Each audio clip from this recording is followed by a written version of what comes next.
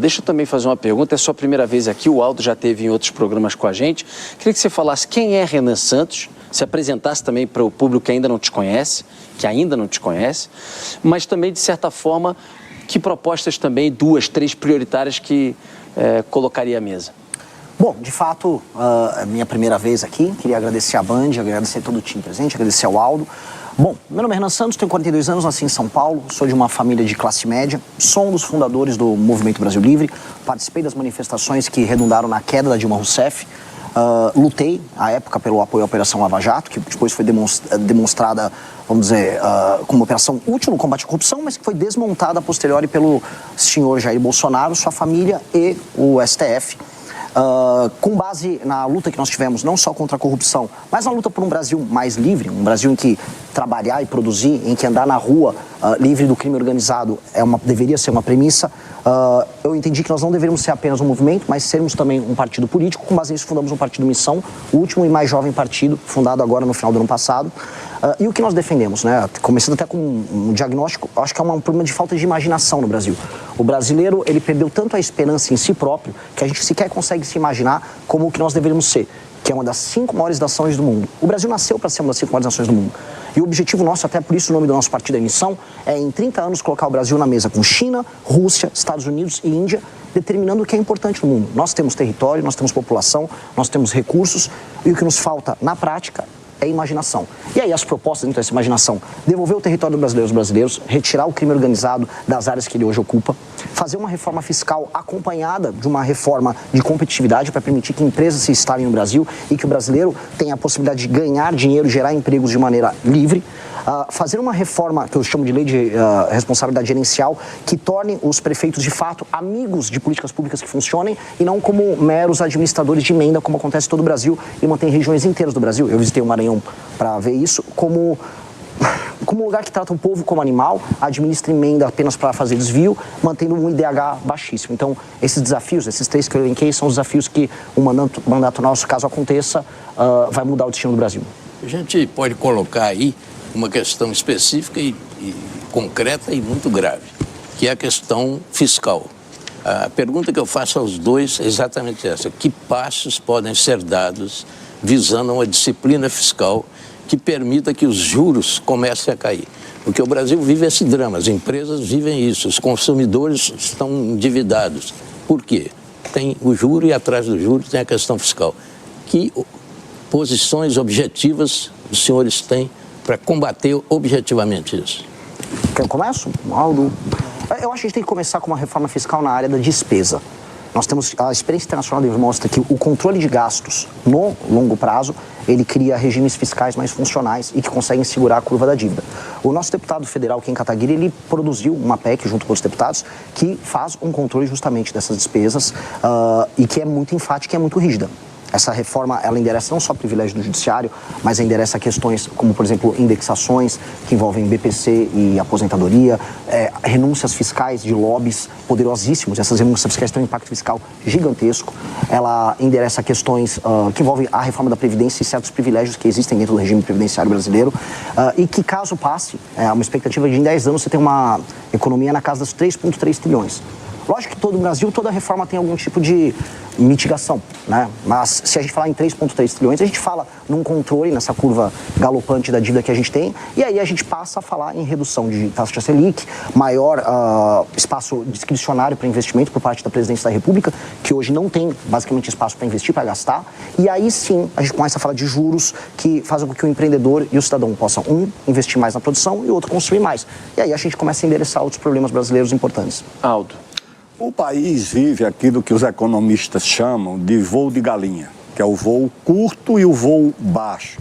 O atual governo tem 2 políticas econômicas. Uma é aumentar a despesa e a outra é aumentar imposto para pagar despesa em ano eleitoral.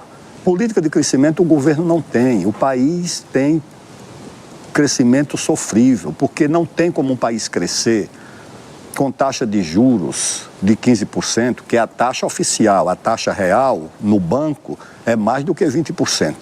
E com uma relação de investimento do PIB de 16% do PIB. Você olha para a China, é 3% de juros e 40% de taxa de investimento. Eu acho que o Brasil tem como reduzir despesa, e é preciso reduzir. Não é fácil, porque agora o Supremo acabou de dizer que o teto do judiciário é de 76 ou 78 mil reais, com a antecipação de quinquênio e outros benefícios para o judiciário. Então, eu creio, diferente do que acha o Renan, que o primeiro passo é fazer o ajuste pela receita. O país começar a crescer, remover os obstáculos ao crescimento do país, remover os obstáculos criados pelo Supremo, criados pelo Ministério Público, criados pelo IBAMA, criados pela FUNAI, criados pelo juiz de primeiro grau. Você olha num país que a Vale do Rio Doce tem 70 bilhões de reais autorizados de investimento, esperando licenciamento. Outras empresas privadas têm 300 bilhões esperando licenciamento. É claro que se você remove esses obstáculos, você vai ter um choque de investimento privado que pode fazer o país voltar a crescer e aí o Estado pode ter recursos. Então você tem que combinar a redução de despesa onde isso for possível e necessário com uma política de ajuste fiscal pela receita, que é o que o Brasil abandonou praticamente.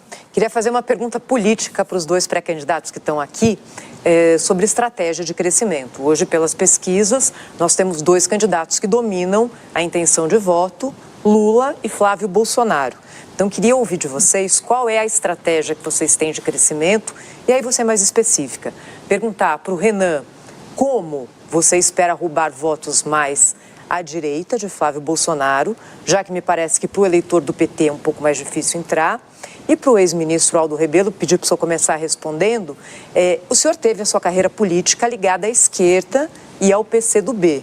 Em que momento o senhor se desencantou com a esquerda e como hoje o senhor vai se posicionar para tentar melhorar a sua intenção de voto? O senhor acha que o senhor pode conquistar pessoas que, como o senhor, se desencantaram com a esquerda? O senhor acha que o senhor tem entrada na direita? Eu queria ter essa leitura. Eu creio, Thaís, que dividir o país artificialmente entre esquerda e direita não explica o Brasil. Você tem que ter uma agenda para o país. E a agenda para o país não é uma agenda de esquerda ou de direita, é uma agenda que leve o país ao desenvolvimento, ao crescimento, à remoção desses obstáculos. Além do que, o país está, de certa forma, exausto pela disputa de caráter ideológico que não explica nada para o Brasil, apenas beneficia os grupos que acham que pode sobreviver desse tipo de disputa. Então, o que eu tenho é uma agenda para o Brasil. Essa agenda interessa ao investidor, ao empresário, interessa à classe média, interessa ao trabalhador, porque o desenvolvimento interessa a todo mundo. O Brasil, na verdade, ele tem problemas que unem o país. A segurança pública atinge todo mundo. O preço agora da gasolina, por causa da guerra, atinge todo mundo. No supermercado atinge todo mundo. Por que é que a solução também não pode atingir todo mundo e alcançar todo mundo? Eu acho que a solução começa por você abrir o país para o investimento, para a retomada do crescimento e criar no país um sopro de esperança, porque a esperança é uma força mobilizadora, disciplinadora que o Brasil está perdendo. Então eu não vou dirigir a minha campanha para resolver esse dilema de ser de esquerda ou de direita. Eu vou dirigir a minha campanha com um caminho que possa unir o Brasil em torno das soluções que retomem a esperança e o crescimento do nosso país. E você, Renan? Eu vou começando a responder a tua pergunta. Eu não vou partir, e não estamos fazendo isso, da premissa que eu preciso ficar preso a buscar eleitores da família Bolsonaro. Essa estratégia eu deixo para o Zema, eu deixo para o Caiado, que estão fazendo demonstrações públicas de que eles gostam muito do Bolsonaro. Né? O Caiado disse, inclusive, que a primeira coisa que ele vai fazer como presidente é beneficiar os Bolsonaro. E, basicamente, parte da campanha deles... Você diz a anistia? Anistia. Não, a primeira coisa que eu vou fazer como presidente é anistia. Você faria, se eleito? Dosimetria, não anistia. Tá. Dosimetria, que é o que nós votamos favoravelmente no Congresso, mas não anistia. Aquelas pessoas, inclusive, o Bolsonaro cometeram crimes. A gente pode discutir os vícios formais envolvidos ali, mas houve cometimento de crime. E eu sempre digo para os bolsonaristas, se fosse o MST a invadir os prédios públicos, o que eles diriam? Eles pediriam anistia para aquelas pessoas? Crime é crime, não importa se você está de vermelho ou se você está de amarelo. Tá? Dito isso, eu estou rodando o Brasil e eu estou falando de problemas concretos das pessoas e trazendo soluções concretas justamente no coração do eleitorado de cada um. Eu fui tão bem recebido no Maranhão, que supostamente é estoque eleitoral do lulismo, quanto eu fui em Santa Catarina agora, que é estoque eleitoral do bolsonarismo. E tratei de problemas locais e cresci em ambos os lugares. Eu fui, de acordo com o Google Trends, a pessoa mais pesquisada no Maranhão na semana retrasada. Então, há uma resposta que nós podemos dar. Há um cansaço com a polarização e as pesquisas traem pra gente um recall. Ou seja, o top of mind, o nome que vem na cabeça das pessoas quando elas imaginam eleições, ainda é o sobrenome Bolsonaro, agora com Flávio, e o nome Lula, com o atual presidente da República. Mas os mais jovens, que já estão alheios a isso, eles estão procurando outras alternativas. Quando você coloca entre os mais jovens, eu estou com mais de 20%, de acordo com a pesquisa Atlas, e quando a gente separa os homens jovens, eu estou com mais de 30%. O partido que eu montei, o Partido Missão, ele tem 5,8% de predileção entre os brasileiros, e quando eu puxo entre os mais jovens, chega a quase 30%. Qual é o recado disso? As pessoas que não estão, vamos dizer, presas num debate público que está há 6 anos só falando de Bolsonaro, Lula e STF, elas querem soluções para segurança pública, ausência de emprego, ausência de expectativas, falta total e completa de infraestrutura urbana. E essas pessoas não vão falar, qual o problema disso? O problema é o Lula. Não, o problema é o Bolsonaro. Então, quando eu estava no Maranhão, pegando estradas esburacadas e vendo as pessoas dividindo comida com urubu, como eu vi em Pinheiro, terra lá do Sarney, as pessoas não estavam ali, sabe, isso é culpa do Lula, do Bolsonaro. As pessoas, como é que você vai resolver o urubu que está do lado da minha casa? E ao tratar desses temas, aí sim, entra a questão de comunicação, de maneira inteligente, a gente cresce. Então, o meu objetivo é fazer isso. Eu vou entrar no coração do bolsonarista e no coração do lulista falando de problemas concretos para eles. Vai lá, Mita, pode ir. Eu queria já levantar a questão da segurança, que é fundamental nessa campanha eleitoral, não é? E as pesquisas mostram que esse tema, ele vem, e quando eu falo das pesquisas das últimas eleições, das penúltimas e tal, esse tema vem crescendo. E agora virou prioridade, às vezes está junto com o preço da comida ali. Então é um tema que pode ser decisivo nessa campanha eleitoral. E frases de efeito, etc., como nas campanhas anteriores, não vão resolver mais. O telespectador, o eleitor, ele vai querer soluções concretas. Eu queria saber, primeiro perguntando ao Renan o seguinte: é preciso que haja um combate organizado e integrado contra o crime organizado, que está mais do que integrado, organizado, etc. As forças legais não estão fragmentadas. Tem aí um projeto aí que não uniu o país, não uniu as lideranças políticas e muito menos os governos. E sem essa integração, esse combate não terá resultado positivo. E eu queria perguntar primeiro ao Renan qual é o plano que ele tem para juntar essas forças para combater de fato o crime organizado, que está ganhando a guerra. Muito bem observado, Mitri, eles estão ganhando a guerra e eles estão ganhando por WO, porque o outro lado não responde. E essa é a reclamação de todas as forças policiais. Nós dispomos de meios de ação para derrotar o crime organizado no campo de batalha, por exemplo, mas o Estado não consegue passar as leis penais e leis de processo penal, as leis de execuções penais também, de modo ao combate ser eficiente. Às vezes o policial relata, prendi um rapaz, ou prendi às vezes um menor de idade, um assaltante de celular, e ele está na rua novamente.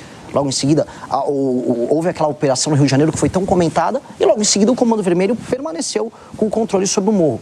A questão é, a gente tem que dividir. Há 2 tipos de ocupação territorial e institucional feitas pelas facções. A ocupação horizontal, que é sobre território, que é o estilo do Comando Vermelho, e a vertical, que é institucional, feita pelo PCC. Uma demanda forças policiais, inclusive participação das Forças Armadas quando necessário, de maneira auxiliar. Outra demanda inteligência, COAF, Polícia Federal, instituições da República, de modo a desmantelar suas operações. E nós temos que saber usar isso de maneira inteligente. E fora isso, nós temos que fazer, é o que eu estou defendendo já há pelo menos 1 ano e meio, quase 2 anos, trazer para o Brasil a ideia do direito penal do inimigo, que é qualificar de maneira especial pessoas que fazem parte dessas organizações criminosas que não reconhecem a autoridade do Estado como inimigos do Estado brasileiro, e a lei para elas funcionar de maneira diferente.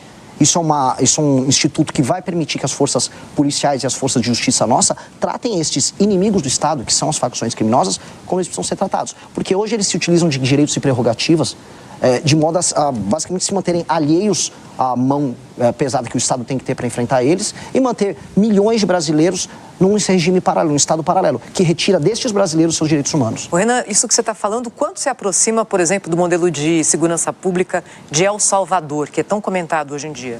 A gente teve em El Salvador, no ano de 2024, a gente conheceu, a gente viu de perto como é que é o modelo de funcionamento deles, e ele aplicou algo similar, que o entendimento de que as facções, os grupos criminosos, que a gente pode qualificar como terrorista, aí é uma questão de nomenclatura, eles estão atentando contra o Estado de Direito e, portanto, o Estado de Direito ele tem que ser instrumentalizado com todas as ferramentas para retirar determinadas prerrogativas desses caras, dessas lideranças do crime organizado e colocá-los rapidamente na cadeia. Ele estabeleceu um regime especial, eles chamam lá de regime de exceção, e com base nisso ele desmantelou todo o crime organizado em El Salvador e tornou El Salvador o país mais seguro das Américas.